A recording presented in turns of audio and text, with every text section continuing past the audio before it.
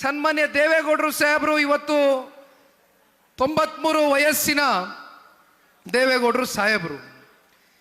ಇವತ್ತಿಗೂ ಕೂಡ ಅವರಲ್ಲಿ ಹೋರಾಟದ ಕಿಚ್ಚು ಸ್ವಲ್ಪನೂ ಕೂಡ ಕಮ್ಮಿ ಆಗಿಲ್ಲ.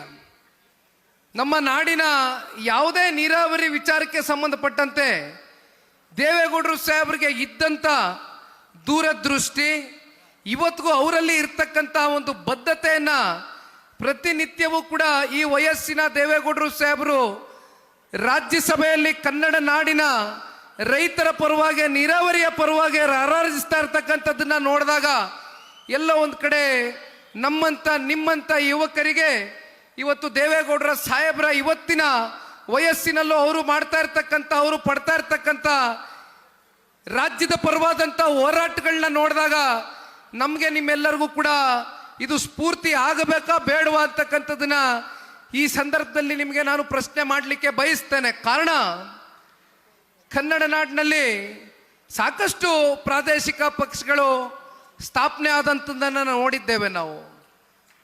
ಆದರೆ ಯಾವ ಕೂಡ ಪ್ರಾದೇಶಿಕ ಪಕ್ಷಗಳು ಆಯಾ ಸಂದರ್ಭಕ್ಕೆ ಚುನಾವಣೆಗೆ ಸೀಮಿತವಾಗಿ ಸ್ಥಾಪನೆ ಆದಂಥ ಪಕ್ಷಗಳು, ಕೆಲವೊಂದಷ್ಟು ಪಕ್ಷಗಳು ಒಂದು ಚುನಾವಣೆಯನ್ನು ಎದುರಿಸಿ ಪಕ್ಷ ವಿಸರ್ಜನೆಯನ್ನು ಮಾಡಿರ್ತಕ್ಕಂಥ ಇತಿಹಾಸ ನೋಡಿದ್ದೇವೆ. ಮತ್ತೆ ಕೆಲವೊಂದಷ್ಟು ಪಕ್ಷಗಳು, ಒಂದಷ್ಟು ಜನ ನಾಯಕರುಗಳು ಎಲ್ಲೋ ಒಂದು ಕಡೆ ಅವರ ವೈಯಕ್ತಿಕ ಕಾರಣಗಳಿಂದ ಪಕ್ಷ ಹುಟ್ಟಾಕಿ ಚುನಾವಣೆಯನ್ನು ಎದುರಿಸದೆ ವಾಪಸ್ಸು ಹಿಂಪಡೆದಿರ್ತಕ್ಕಂಥದ್ದನ್ನು ಕೂಡ ನಾವು ನೋಡಿದ್ದೇವೆ.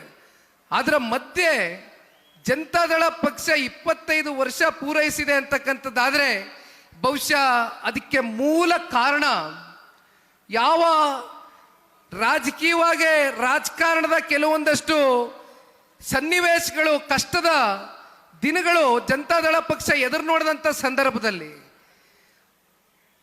ಅಂಥ ಸಂದರ್ಭಗಳಲ್ಲಿ ಪಕ್ಷಕ್ಕೆ ಬೆಂತಟ್ಟಿ ಜನತಾದಳ ಪಕ್ಷದ ಪರವಾಗಿ ನಾವಿದ್ದೇವೆ, ದೇವೇಗೌಡರು ಸಾಹೇಬ್ರ ಹೋರಾಟಕ್ಕೆ ನಮ್ಮ ಬೆಂಬಲ ಇದೆ, ಕುಮಾರಣ್ಣ ಅವರ ನಾಯಕತ್ವಕ್ಕೆ ಮತ್ತಷ್ಟು ಶಕ್ತಿಯನ್ನು ತಂದುಕೊಡ್ತೇವೆ ಅಂತಕ್ಕಂಥ ಆತ್ಮವಿಶ್ವಾಸವನ್ನು ಹುಟ್ಟಿಸಿದಂಥದ್ದು ಮಂಡ್ಯ ಜಿಲ್ಲೆಯ ಎಲ್ಲ ನನ್ನ ಪುಣ್ಯಾತ್ಮ ತಂದೆ ತಾಯಿರನ್ನ ಇವತ್ತಿನ ದಿನ ನಾನು ಮತ್ತೊಮ್ಮೆ ಸ್ಮರಿಸ್ಕೊಳ್ಳಿಕ್ಕೆ ಬಯಸ್ತೇನೆ.